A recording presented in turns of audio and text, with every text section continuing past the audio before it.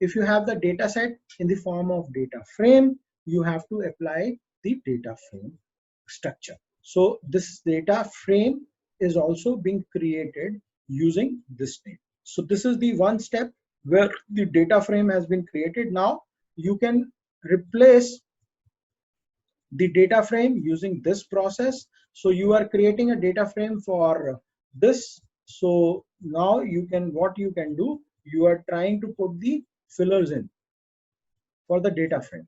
So here I have created a data frame of 1:100. You can create a data frame. I'm writing a live code in front of you. You can create a data frame, say by connecting 1:10,000. So this is 1000. So this can be created it, and you can call your command and try to build in the set. So here is the set. So here random numbers are generated with this set also. Let's go to the code writing again. Now this code has been talking about when you have a non-numeric code where you have headings of your data. Now I'm calling this by dairy name. So I'm calling the output of dairy name. You can write the codes here, don't worry about it. So you can write it in script and you can write it into console also. Most of the authors use the console writing process. So this is your output of non-numeric aspects are there. So this is the way in which we have done this, and then we have this purchase dates. So year-wise code can be created. We have other aspects. So we can go into the step-by-step process and see whole concept in the large process. Let's go into this. Then we call dairy underscore quality and call this. So then we will go to the another code which is dairy purchase. So we are calling this, and this is the individual codes. Now I have typed individual codes. Now I am typing as a fresh the basic codes which are used for whole process. So I am using the combined codes. Now this I have shown you disintegrated approach first,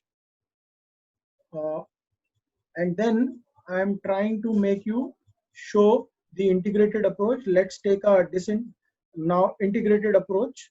I have shown you step-by-step process in general, and now let's take it in the whole process, basically picking up one by one and showing you the detail.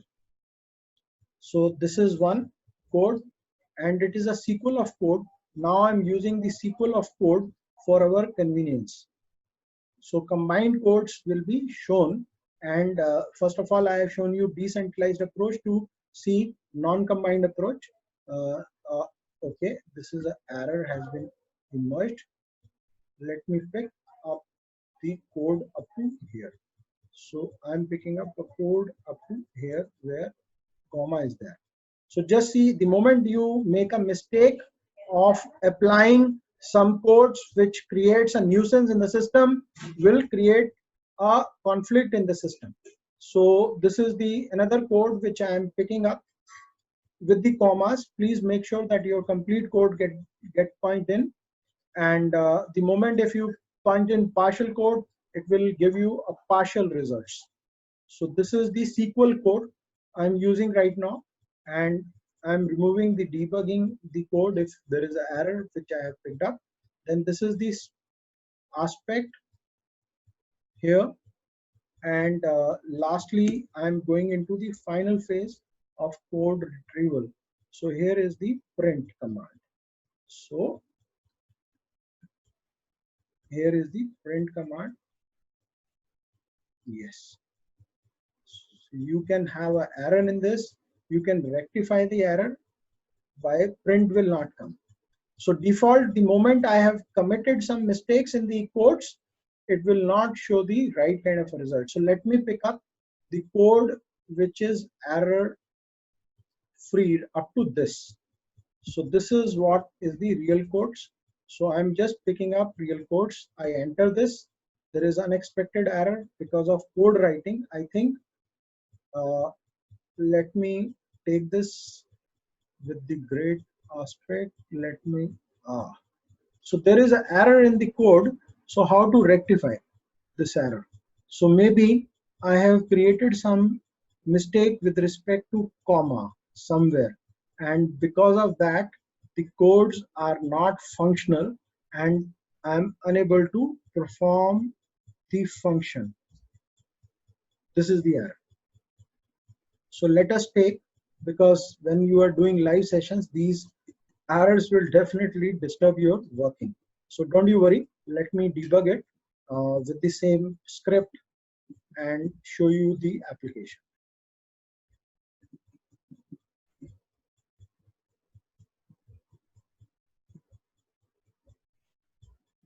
So this is a separate code. So I'm picking up all code together, because if I keep on writing live codes, it will end up wasting our energy and time. So this is 2, 3, 4 bugs are there. Let me try clear the bug with the comma. This is the bug, you have to remove it, otherwise it will not function properly. Here is the another bug. Here is the another bug. Let me see, it is going to create problems for us, I think. Here is the bug. Then you have bug here, remove it. Here is the bug.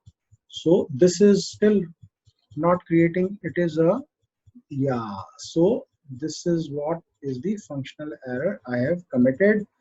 So they fail to recognize it. So again there is a issue. Okay, let's forget this code first and do the disintegrated approach. So I will pick it up one by one and then do it in front of you, then error will be rectified. I call this, then I call this particular code, data frame. Here is the data frame. I'm picking up one by one. So the mistake which I have committed, you may ignore. Intentionally, some mistakes I have committed. Now take it, this code in the line. I am taking the code further.